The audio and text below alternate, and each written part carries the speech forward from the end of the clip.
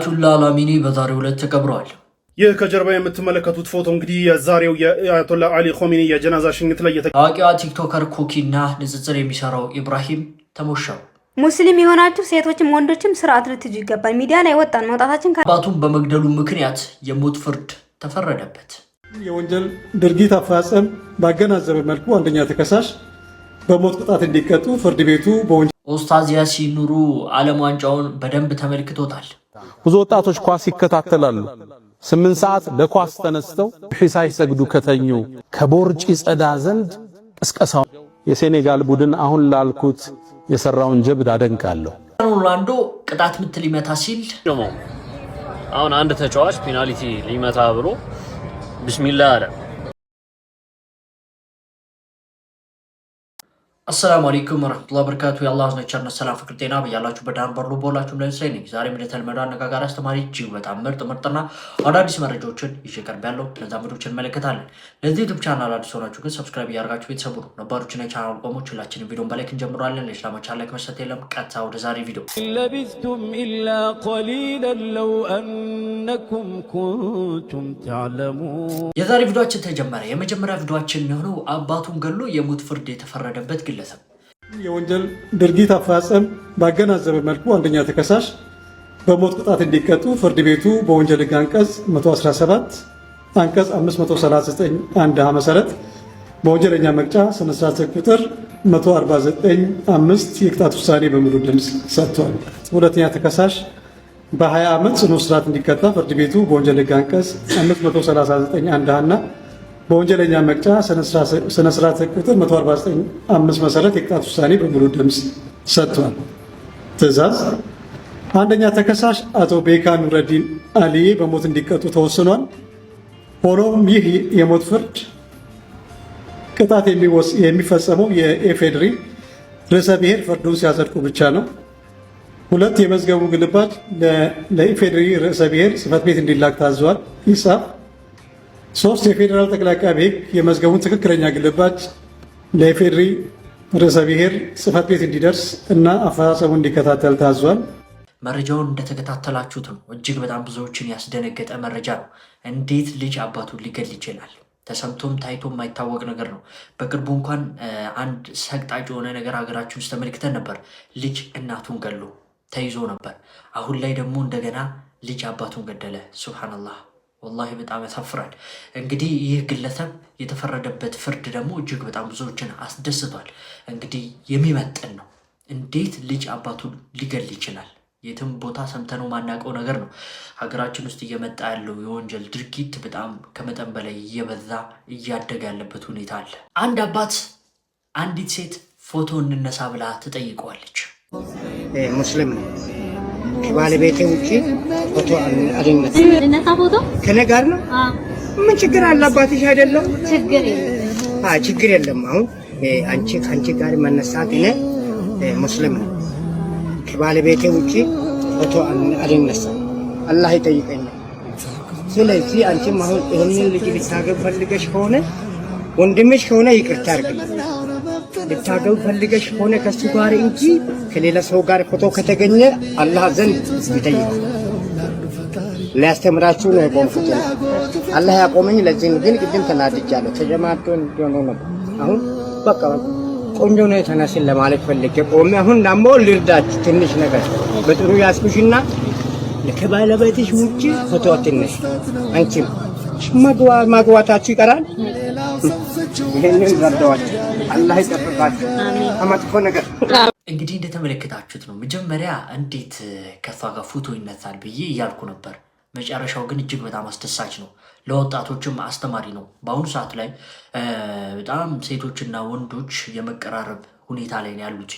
እንግዲህ ሴቶች ከወንዶች ጋር እንደፈለጉ እየሆኑ እንደፈለጉ እየጨፈሩ እንደፈለጉ ቪዲዮ እየሰሩ እየተቃቀፉ ድራማ እየሰሩብን ያሉት ታውቃላችሁ። በየሶሻል ሚዲያው ሙስሊሞች ሂጃብ አድርገው ሂጃቧን ለቃ ሙስሊም የሆነ ጀለቢያውን ለብሶ ምናምን ድራማ በየዩቲዩቡ በየቲክቶኩ እየሰሩ ነው ያሉት፣ እየጨፈሩ ነው ያሉት፣ አንድ ላይ ተሰብስበው እንደፈለጉ እየሆኑ ነው ያሉት። ይህ እጅግ በጣም አስተማሪ ነው። አሁን ላይ እንግዲህ ሴቶች ሀያ እያጡ አደብ እያጡ ወንዶችም እንግዲህ ሴቶችን ከመጥፎ ነገር መከልከል ሲገባቸው መጥፎ ነገር ከነሱ ጋር እያሰሩ ያሉበት ሁኔታ አለ።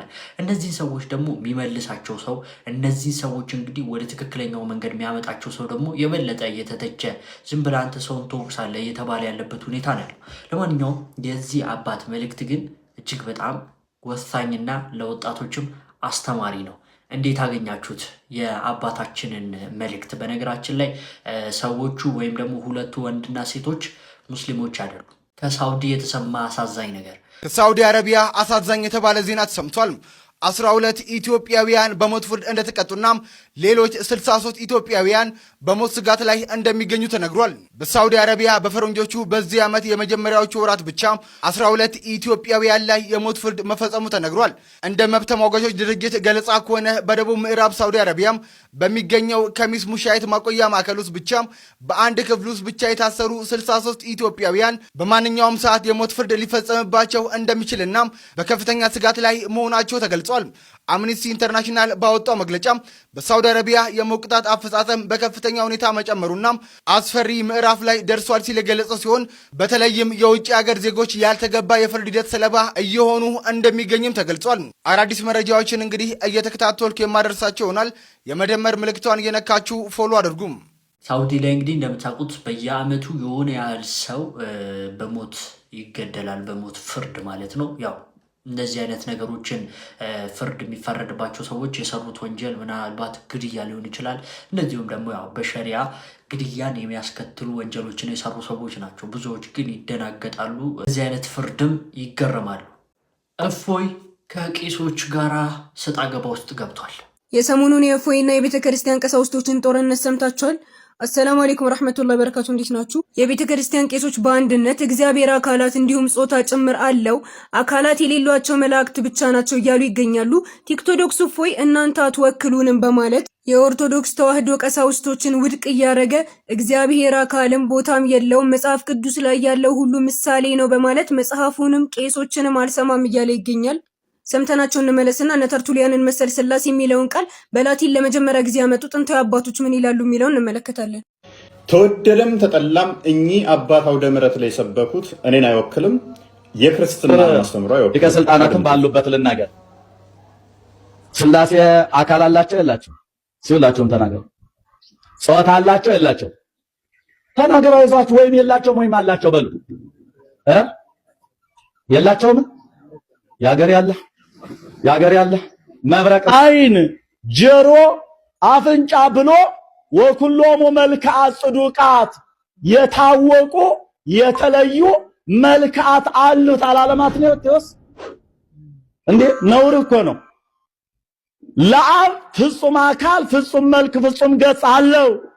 ለወልድ ፍጹም አካል ፍጹም መልክ ፍጹም ገጽ አለው። ለመንፈስ ቅዱስ ፍጹም አካል ፍጹም መልክ አለው ስንል ከምን እስከምን ተተርጉሟል እኮ። ከራስ ጠጉር እስከ እግር ጥፍር አልተባለ?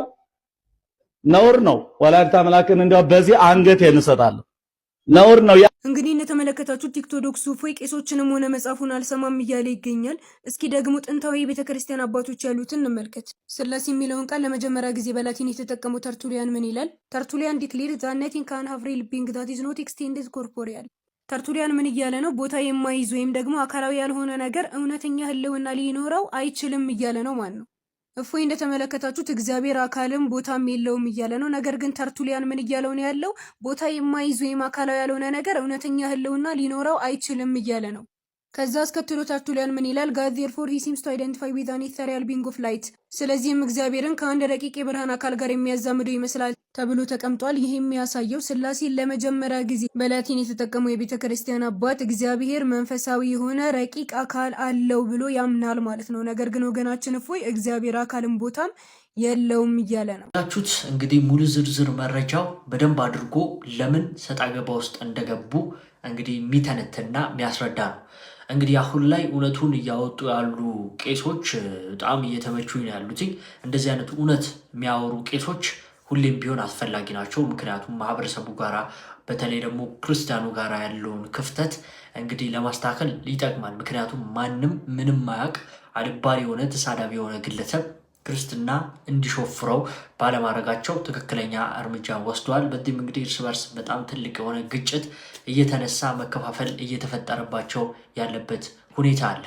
አንዱ ቁርአን ላይና እንደዚሁም መጽሐፍ ቅዱስ ላይ ተጠቅሻለሁ በሚለው ጉዳይ ላይ ነብዩ መሐመድ ላይም እኔ እንደምመጣ ቁርአን ላይ ሱራ 16 ላይ ተጽፎ ነበር ስለሌለ ነው። አንዳንድ ከቁርአንም ከመጽሐፍ ቅዱስ ብዙ የወጡ ነገሮች አሉ። ቁርአን ላይ አለ ግን አውጥተውታል። ከነብዩ መሐመድ ሰማችሁ? በቁርአን ውስጥም በመጽሐፍ ቅዱስ ውስጥም እኔ ነብይ ሆኜ እንደምመጣ ተጽፎ ነበረ ግን አውጥተውታል አለ። ልክ አሁን ሙስሊሞች እንደሚሉት ማለት ነው። እኔ በቁርአንም በመጽሐፍ ቅዱስም ተጠቅሼ ነበር ነብይ ሆኜ እንደምመጣ። ይሄንን ሰውዬ አሁን ኖ እየዋሸህ ነው ብለህ በምን ትሞግተዋለህ? የእናንተን ሎጂክ ከያዛችሁ ማስረጃ አምጣ በማለት ነው። እነዚህ የመሃይማን ስብስብ የማስረዳት ኃላፊነት ሸክም በርደን ኦፍ ፕሩፍ ምን እንደሆነ ራሱ ጭራሽ አያውቁም። ጀማው ቪዲዮም በደንብ ሼር ኮፒ ሊንክ በርደን ኦፍ ፕሩፍ በሙግት ህግ ውስጥ የማስረዳት ግዴታው አለ ተከስቷል ብሎ በሚከሰው ሰው ላይ እንጂ የለም አልተከሰተም ብሎ በሚናገረው አካል ላይ አይደለም። ለምሳሌ አንድ ሰው ወደ እኔ መጥቶ ሌባ ነህ ሰርቀሃል ቢለኝ ሌባ ስለመሆኔ ስለመስረቄ ማስረጃ የማቅረብ ግዴታ አለበት። ይሄንን ካላደረገ ግን ውንጀላው በስም ማጥፋት ነው የሚቆጠረው። ስለዚህ ደምሳሽ ቁርአን ውስጥ ነበርኩኝ ነገር ግን አወጡ ይላለበት ንግግሩ ግልጽና ተቀባይነት ያለው የታሪክ ወይንም የሰነድ ማስረጃ የማቅረብ ግዴታ አለበት። ግን እውነታው ምንም አይነት ማስረጃ የለውም። እንግዲህ እኛ በመረጃና በማስረጃ ነው የምናምነው። እያንዳንዱ ነገር በመረጃ በማስረጃ ሙስሊሞችን መጠየቅ እንደዚሁም ደግሞ እነሱ ላይ ያለውን ነገር ማስጠየቅ ይቻላል። ያለበለዚያ ግን በማን አለብኝነት ከመሬት ተነስቶ በማውራት እንደፈለጉ በመተንተን የተጻፈውን ነገር እንግዲህ እንዳልተጻፈ አድርጎ ያልተጻፈውን ነገር እንደተጻፈ አድርጎ በማውራት እስልምና ጋር መታችሁ ልትጋፈጡ አትችሉም። ይህ ነገር እንግዲህ እናንተ እንድትሸነፉ የሚያደርጋችሁ ነገር ነው። እስልምና በመረጃና በማስረጃ ነው የሚያምነው። ያለበለዚያ ግን ከራሱ ፈጥሮ እንደፈለገ የሚያወራ እምነት አይደለም። ምክንያቱም እስልምና የሚመራበት የራሱ የሆነ ቁርአን አለው፣ እንደዚሁም ደግሞ የራሱ የሆነ ሐዲስ አለው። በዛ ነው የምንመራው። አልሐምዱሊላህ ረብል ዓለሚን። ለዚህም ነው ኢስላም ከሁሉም እምነቶች በላይ እያደገና እንደዚሁም ደግሞ እውነተኝነትና ተቀባይነት እያገኘ ያለው። እናንተም ቁርአንን በያላችሁበት በኦንላይን በቤታችሁ መቅራት የምትፈልጉ ከሆነ እኔ ጋር መቅራት ትችላላችሁ። በሳምንት የሚመቻችሁን ቀን መርጣችሁ የሚመቻችሁ ሰዓት ላይ በኦንላይን አንድ ውስጥ አስተመድቦላችሁ ቁርአን መቅራት የምትፈልጉ ከሆነ ይህን ስልክ ቁጥር ተጠቅማችሁ በኢሞ፣ በዋትሳፕ፣ በቴሌግራም አናግሩ።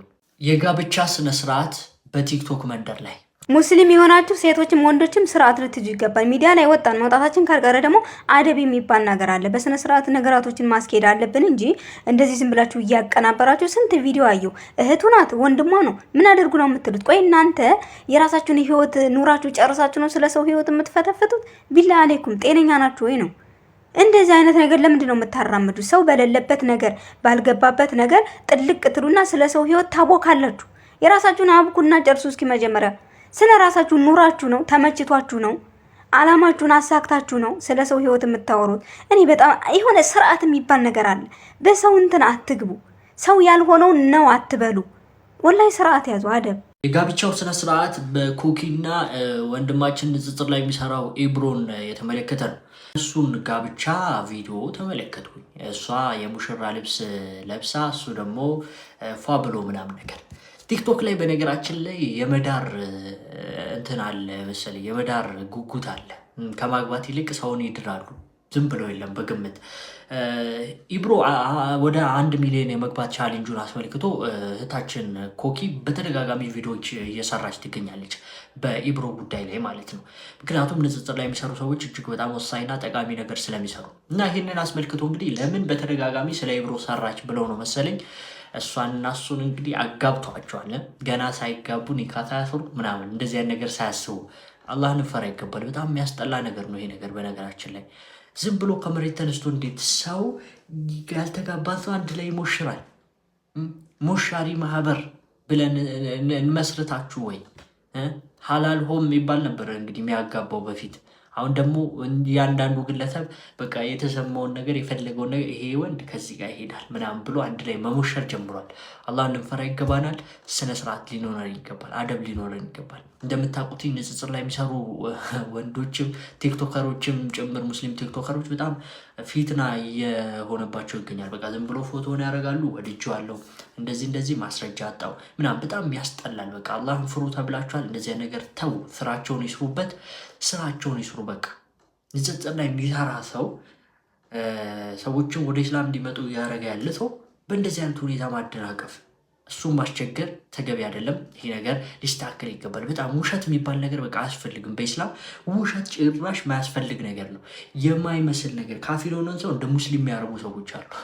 ካፊር የሆነን ሰው እንዴት ሙስሊም ታደርጓለህ አንተ? እሱ ራሱ ሙስሊም ሳይሆን። ይሄ ነገር በጣም ትልቅ ስህተት አለ። ይሄ ነገር ሊስተካከል ይገባል።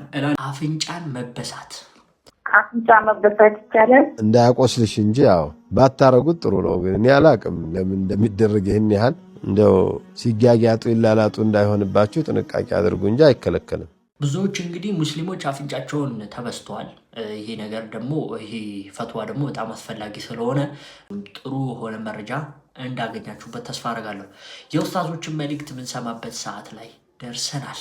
ዓለም ዋንጫን በተመረኮዘ በመጀመሪያ የምንመለከተው ቪዲዮ አለ። ክርስቲያኖ ሮናልዶ ቢስሚላህ ብሎ ቅጣት ምትመታ።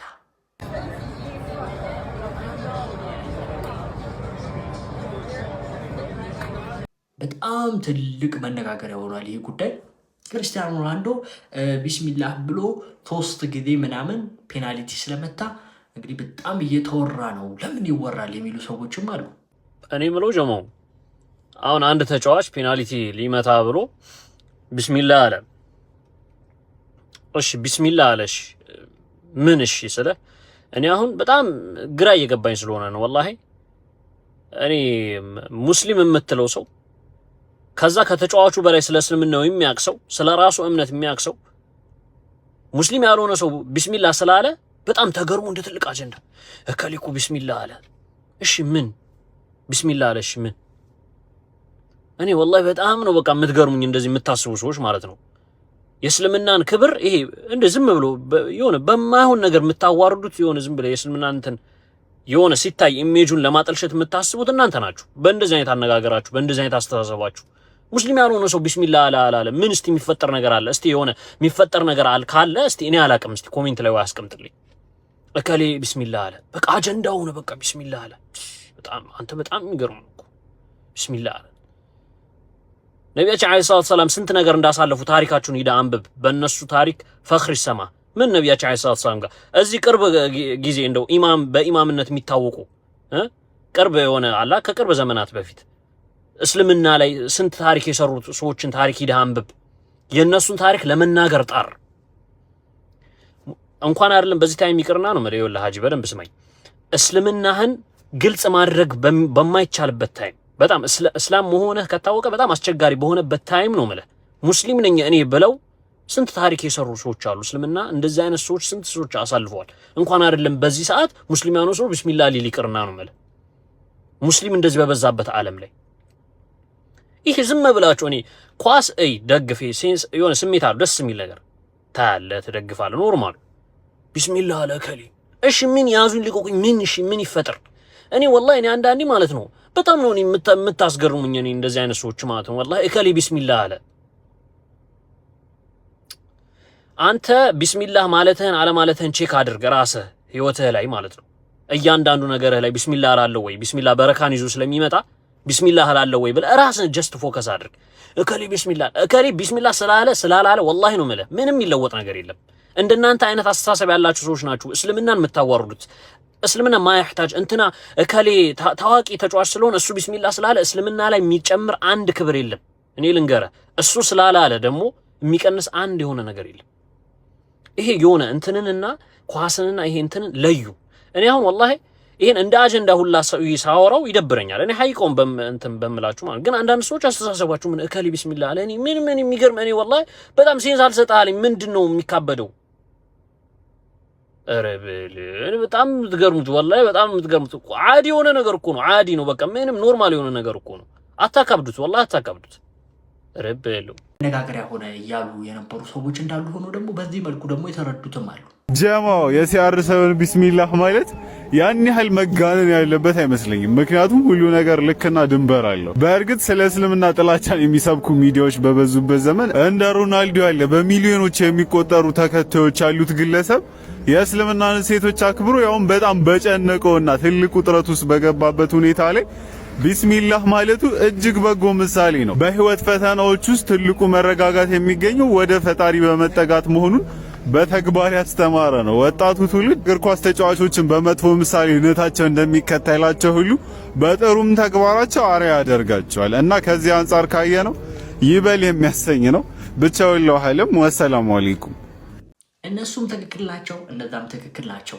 ክርስቲያኖ ሮናልዶ ቢስሚላህ ማለቱ ብዙ የሚገርም ነገር አይደለም። የሚሉትም ትክክል ናቸው። አዎ፣ ግን ደግሞ እነዛም ደግሞ ትክክል ናቸው። ማጋነኑ ተገቢ ነው ብለው የሚያስቡ ሰዎችም ደግሞ ትክክል ናቸው። ምክንያቱም ያ አንድ ታዋቂ በጣም ዓለም ላይ በቃ በተለያዩ ፕላትፎርሞች አንደኛ የሆነ ዓለም ላይ በጣም የሚወደድ ሰው በጨነቀው ሰዓት፣ በጣም በወሳኝ ሰዓት ቢስሚላህ ካለ እኛም ሙስሊሞችስ ብለን ራሳችን እንድንጠይቅ ሞቲቬት እንድንሆን ያደርገናል ብዬ አስባለሁ።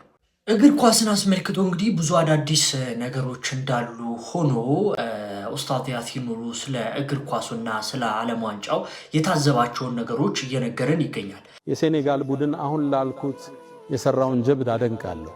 እንደምታውቁት አሜሪካን አልፎ አልፎ ወጀብና እንትኖች ንፋሶች ያገኟታል። አየሩ ስለተለወጠ የጁምዓ ቀን ወጣው እንዳይሰግዱ ትእዛዝ ተላለፈ። የሴኔጋል ተጫዋቾች ግን ሁሉም መጣው መስጂድ ውስጥ ሰገዱ። ይሄን ተቃውሞ ሚዲያዎች ዘገቡባቸው። አሰልጣኙን ጠየቁት። የመለሰው መልስ አንድ ነው። እናንተ ዝናቡን፣ ቸነፈሩን፣ ንፋሱን ፈራችሁ፣ እኛ ደግሞ ሰማይና ምድርን የፈጠረውን ቸነፈሩንና ንፋሱን የፈጠረውን አላህን ፈርተን ወደ መስጂድ መጣን አለው። ኳስ ጨዋታ፣ ስፖርታዊ እንቅስቃሴ ከዋናው ዓላማችን ሊያዘናጋን አይገባም። ከአላህ ጋር ምንቃረብበት እንጂ ምንጣላበት አይደለም። ብዙ ወጣቶች ኳስ ይከታተላሉ። 8 ሰዓት ለኳስ ተነስተው ኳሱ 9 ተኩል ሲያልቅ ሱብሂ ሳይሰግዱ ከተኙ በእርግጥ ኳሱ እነሱ ናቸው። አንድ ሙእሚን ይዝናናል፣ ሶላትን ግን እንዴት ያሳልፋል? ይንቀሳቀሳል፣ የአላህን ትእዛዝ እንዴት ይዘነጋል? ያውም ስፖርት ስንሰራ እስትግፋር ያደረግነን አንድ ወንድም አውቃለሁ ገመድ ስዘል 1000 እስትግፋር እላለሁ ያለኝ። አስተግፍሩላህ የዚክር ቦታ አድርገው ያን ቦታ። ማታ ክርስቲያኖ ሮናልዶ በአላህ ስም ብሎ ስላስቆጠረው ፔናልቲ መቼም በደንብ ሰምተሃል ብዬ አስባለሁ። ምክንያቱም በጣም እየተወራ ስለሆነ ስለሱ ላትሰማ ትችላለህ ብዬ አልገምትም ማለት ነው። ከሜሲ ጋር የይዣ ነገሮችን ልነግርህ የፈለኩት ኡስታዝ ያሲን ኑሩን ፎቶ እዚህ ጋር ለምን አያያዝከው መጨረሻ ላይ እነግርሃለሁ፣ ትረዳኛለህ ብዬ አስባለሁኝ። ከዛ በፊት ግን ድንገት ካልሰማህ ወይም ደግሞ ቪዲዮን ካላየኸው የሮናልዶን የማታውን ከክሮሺያ ጋር የነበረውን ቪዲዮ ልጋብዝህ፣ ተመልከተውና እንመለስ።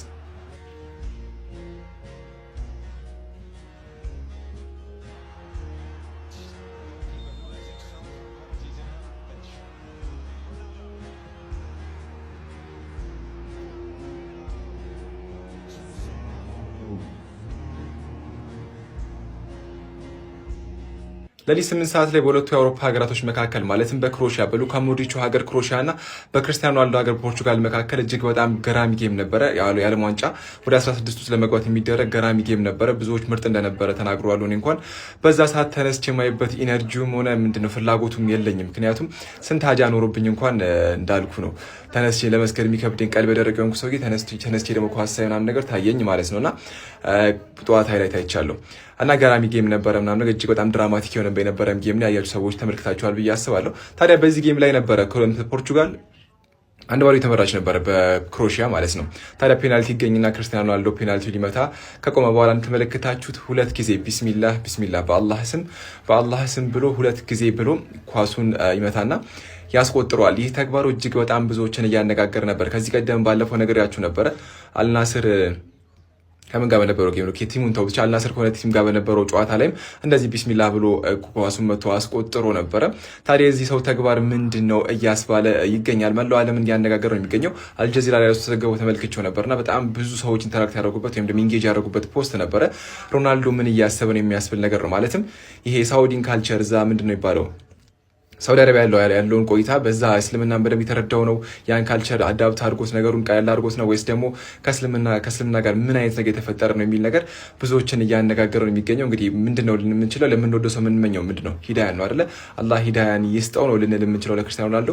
ከሜሲ ጋር ምን አገናኘው? ሜሲ ጸረ ሙስሊም ነው ምናምን የምትሉ ሰዎች አላችሁና ከሱም ተነስታችሁ ደግሞ ጎቱ የእግር ኳሱ ግሬተስት ጎቱ የሚባለው ሮናልዶ ነው ምናምን ትላላችሁ ማለት ነው። እግር ኳስ ሌላ ይህ ነገር ሌላ ሪል ካወራን ትክክል ስለ እግር ኳስ ካወራን በሮናልዶና ሜሲ መካከል ያለውን ልዩነት መቼም ይጠፋቸዋል ብዬ አላስብም። እንደው መድረክ ካልሆነ ነበር በቃ ማለት ነውና ሜሲ አናዘር ማይልስቶን በቃ ሂዝ ፍሮም አናዘር ፕላኔት እንዳለው እንትና የምርም ከሌላ ፕላኔት የሆነ ሰው ነውና ሁለቱ ነገሮችን ባታገናኙ ደስ ይለኛል። ሜሲ ሆነ ሮናልዶ ከእምነት አንግል ካየናቸው ሁለቱም የካቶሊክ እምነት ተከታዮች ናቸው፣ ካቶሊኮች ናቸው ሜሲ ሆነ ሮናልዶ።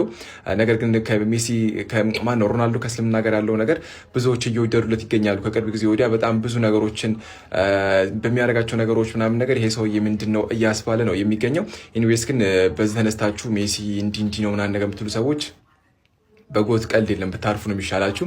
ኤኒዌይስ የኡስታዝ ያሲን ኑሮ ፎቶ እዚህ ጋር መጣሁት። ዛሬ በነበረው ኹጥባ ላይ አንድ መልእክት አስተላልፈው የሚባል ነገር ሰማኝ። አንድ ወንድም አጋርቶ ማለት ነው። ከውጥ እንግዲህ ሲለቀቅ ቪዲዮን የምናየው ነው የሚሆነው።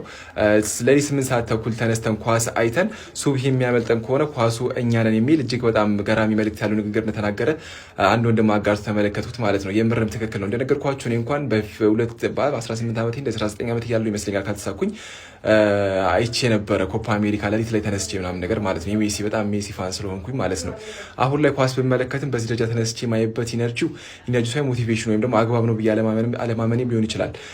ስንት ሀጃ እያለብኝ 2 ረካ መስገድ የሚከብደኝ ሰውዬ ተነስቼ ሜሲ የሮናልዶ ነው ሜሲን ኳስ ላይ 8 ሰዓት ላይ ሳይ በጣም ከባድ ነገር ይመስለኛል። ኤኒዌይስ ይሄን ነገር ልንገራችሁ የኔሱንም ያያያዝኩላችሁ ላይ ተነስታችሁ ኳስ ያያችሁ ሰዎች ካላችሁና ሱቢ ካመለጣችሁ ራሳችሁን እንግዲህ ትንሽ ገምግሙት ማለት ነው።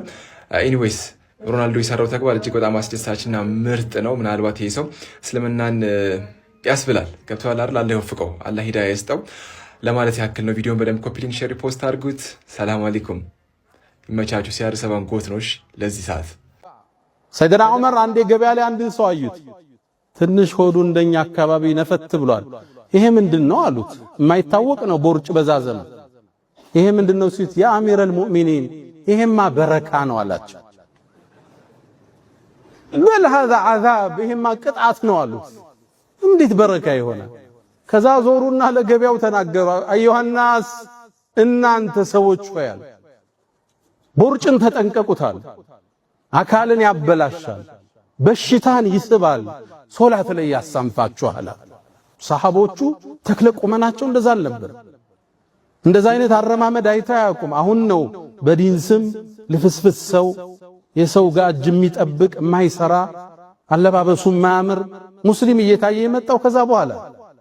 ሰሃቦቹ ስታያቸው አላህን የሚያስታውሱ እስልምናን እንድትናፍቅ የሚያደርጉ ነበር። ተክለ ቁመናቸው ከቦርጭ ጸዳ ዘንድ ቅስቀሳውን አድርጓል። ዑለማዎቹ ምን አሉ? ሰውየው አካላዊ እንቅስቃሴ ሲያደርግ የሚወጣው ላብ የሚያገኘው ድካም ወንጀል ከመጠረጊያዎቹ ውስጥ አንዱ ነው። ምን ነው ነሰብ ተብሏል። የትኛውም አይነት ድካም፣ በስራ ይድከም፣ በስፖርት ይድከም፣ አላህ ዘንድ ወንጀል የሚታበስለት የህይወት መስመር ውስጥ ነው ያለ።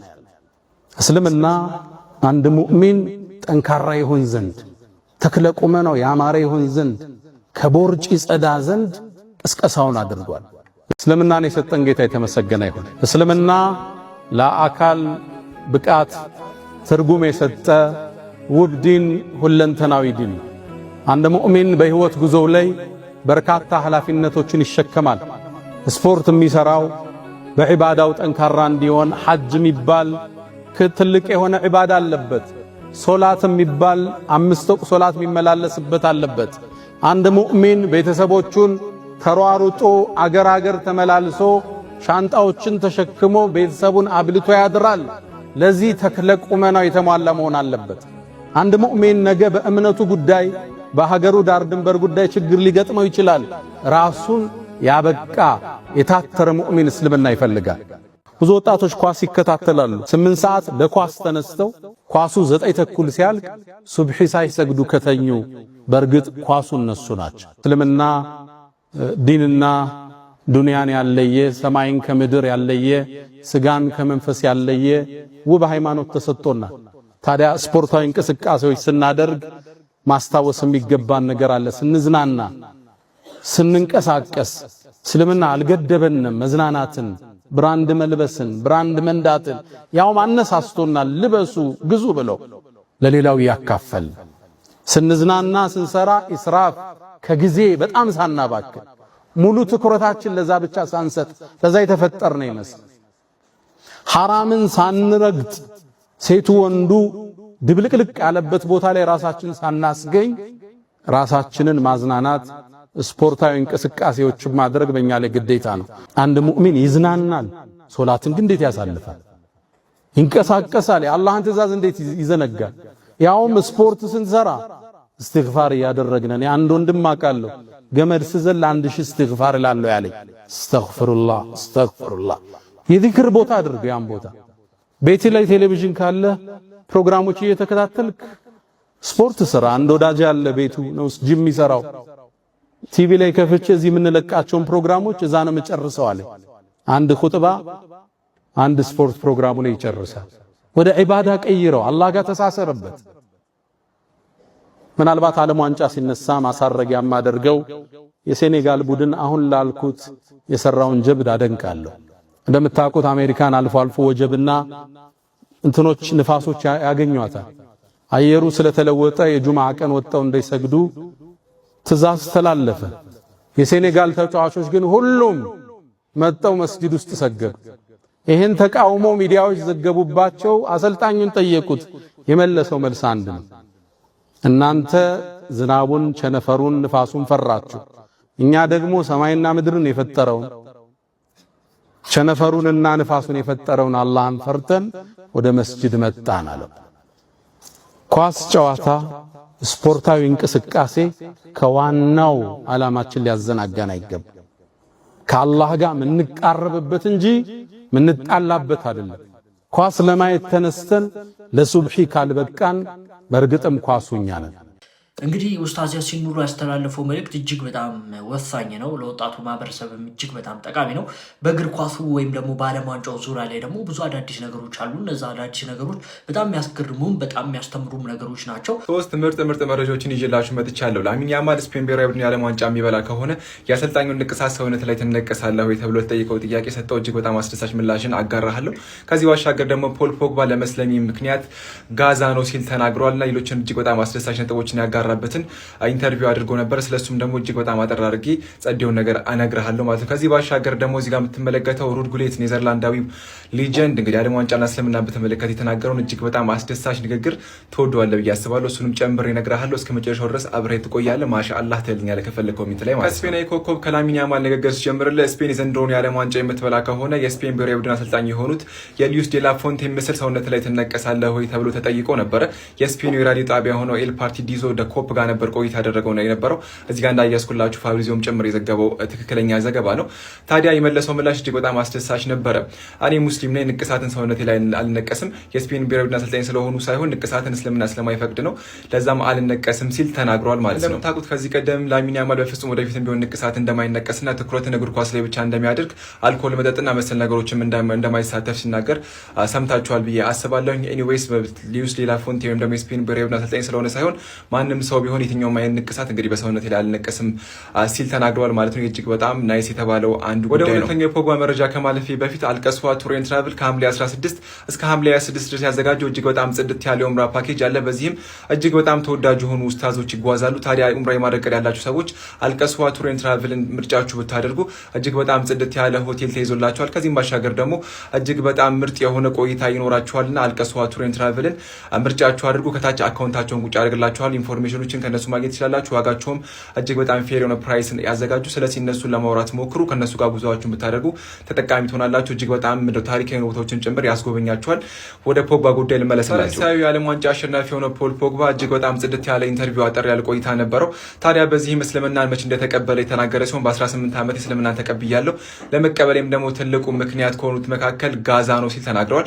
ጋዛ ስላቸው የፍልስጤማን ጋዛ አይደለም፣ ነገር ግን ማንቸስተር ከተማ ውስጥ የሚገኝ የጸጉሬን የሚቆርጥ ባርበር ነበር የጸጉር የሚቆርጠኝ አንድ ጋዛ የሚባል ሰው አለ። እሱ ላይ የምመለከተው ስብዕና እንዲሁም ደግሞ ምንድነው የሚባለው ሲዲዎችን መሰል ነገሮች ይሰጠኝ ነበር። እነሱን የተመለከትኩኝና ሙስሊሞች ላይ የማየው ካራክተር ጨምሮ እስልምና እንድቀበል ትልቁ ምክንያት ነበር ሲል ተናግሯል። ከዚህም ባሻገር ደግሞ እስልምና ምን አስተማረ ተብሎ ሲነገር እስልምና ያስተማረኝ ትሁት እንደሆን ነው ሲል ደግሞ እጅግ በጣም ጽድት ያለ መልሱን መልሷል። ከዚህም ባሻገር ሱጁድ ማድረግ ከጌታው ጋር የሚገናኝበት እጅግ በጣም ምርጡ አጋጣሚ እንደሆነ የገለጸ ሲሆን ጎል ካገባው በኋላ ሱጁድ አደርጋለሁ ለጌታዬ ምስጋና ለማቅረብ ሲል ተናገረ ሲሆን ከዚህም ባሻገር ደግሞ የመጀመሪያ ልጄንም ስወልድ ደግሞ በሱጁድ አክብሬ ወይ ደግሞ በሱጁድ አላህን አመስግኘው ነበረ ለጌታዬ ምስጋና ለማቅረብ ወይም ደግሞ ከጌታዬ ጋር ጥሩ ኮንታክት እንዲኖረኝ ሱጁድ ምርጫዬ ነው ሲል ጭምር ፖል ፖግባ ተናግሯል። እጅግ በጣም ጽድት ያለ ቆይታ ነበረው።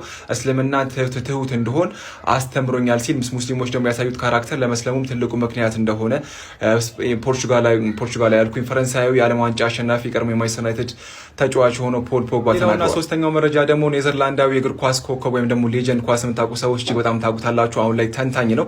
ታዲያ የ22ቱ የዓለም ዋንጫ ወቅት ላይ እንደምታውቁት ኳስ ላይ የተከናወኑ የነበረው የዓለም ዋንጫ ወቅት ላይ ቢን ስፖርት ላይ ተንታኝ ከነበሩ ሰዎች መካከል አንዱ ነበረ። ታዲያ በ22 የኳታር ቆይታ ላይ ምን ተምሮ እንደነበረ የተናገረ ሲሆን 22 ኳታር ላይ የተመለከትኩት የእስልምና ድባብና ስለ እስልምና ጥሩ ነገሮችን ይዤ እንድረዳ አድርጎኝ ነበረ። ኳታር ላይ የተመለከትኩት ነገር ለእስልምና ያለኝን አመለካከት እንድቀይር አድርጎኛል፣ ወይም ደግሞ ለእስልምና ጥሩ አመለካከት ይዤ ወደ ሀገሬ እንድመለስ አድርጎኛል ሲል እስልምናና ሙስሊሞች ኳታር ውስጥ በነበረበት ቆይታ ላይ ያሳዩትን እጅግ በጣም ምርጥ የተባለውን ስብዕናቸውን መስክሯል ማለት ነው። ኤኒዌይስ ፖግባንም ወሰዳችሁት የሩድ ጉሌትም ንግግር ሙስሊሞች የሚያሳዩት ካራክተርና ስብዕና ለብዙዎች እንግዲህ ስለ እስልምና እንዲያውቁና እስልምና እንዲቀበሉ ምክንያት መሆን እንደሚችል ያሳየ ንግግር ነበረ። ኤኒዌይስ እነዚህ ነገሮች ላደርሳችሁ ብዬ ነው። በደንብ አካውንቱን ኮፒ ሊንክ አድርጉ፣ ቪዲዮንም ኮፒ ሊንክ አድርጉት። አስተያየት ካላችሁ ኮሜንት ላይ አጋሩኝ። ወዳችኋል ብዬ ተስፋ አደርጋለሁ። አልቀስዋ ቱር ኤንድ ትራቭልን ደግሞ ምርጫችሁ አድርጋችሁ እንግዲህ አብሯቸው ከታች አካውንታቸውን ቁጭ ያደርግላችኋለሁ። ከነሱ ጋር ቀጣይ በሚኖራቸው ጉዞ ላይ አብሯቸው ሂዱ ለማለት እወዳለሁኝ። ኤኒዌይስ ሰላም አለይኩም፣ ይመቻችሁ። የቦስኒያ ደጋፊዎች ምንድነው ያደረጉት? እጅግ ሊደነቅ የሚገባ አስገራሚ ተግባርን ፈጽሟል። በትላንትናው ዕለት እየተደረገ በነበረው የዓለም ዋንጫ ጥሎ ማለፍ ጨዋታ ለዛውም ከአሜሪካ ጋር በነበረው እስከ መጨረሻው አብራችን ቆዩ። ፍሪ ፓላስታይን ብላችሁ ኮሜንቱን ሸብረቅ አድርጉት። በብዙ መነጋገሪያ ነገሮች ያሸበረቀው የዘንድሮ የዓለም ዋንጫ በትላንትናው ዕለት ቦስኒያና አሜሪካን አገናኝቶ ቦስኒያ ተሸንፋ ከውድድሩ ተሰናብታ ነበረ። ነገር ግን ደጋፊዎች የዓለምን ልብ አሸንፎ ነበረ በዛ ጨዋታ። ለዛውም አሜሪካ ሁሉንም ነገር ጥብቅ ባረገችበትና ሕጉን ሁሉ ባጠበቀችበት ውድድር ላይ ማለት ነው። ሙሉ 90 ደቂቃ ስለ ፓላስታይኖች ሲዘምሩ ነበረ። በርካታ መፈክሮችንም አሰምተዋል። መጨረሻ ላይ ያሰማቸዋለሁ። ከነዛ ውስጥም ነፃ ፍልስጤም፣ አሜሪካ የሚያደርጉትን ከበባና ያ ሁሉ ጭቆና፣ የዘር ማጥፋት ወንጀል ሊቆም ይገባል ብለው አሜሪካ በርካታ ባለስልጣኖቿ በዚህ ጨዋታ በነበሩበትና በርካታ ሚዲያዎች በነበሩበት ጨዋታ ላይ ድምፃቸውን ከፍ አድርገው ፍሪ ፓላስታይን ሲሉ አምሽተዋል። በውድድሩ ቢሸነፉም የበርካቶችን ልብ አሸንፏል ማለት ነው። ሁላችሁም ፍሪ ፓላስታይን እያለች ኮሜንቱን አሸብርቁት። አንድ ቪዲዮ ልጋብዛችሁ።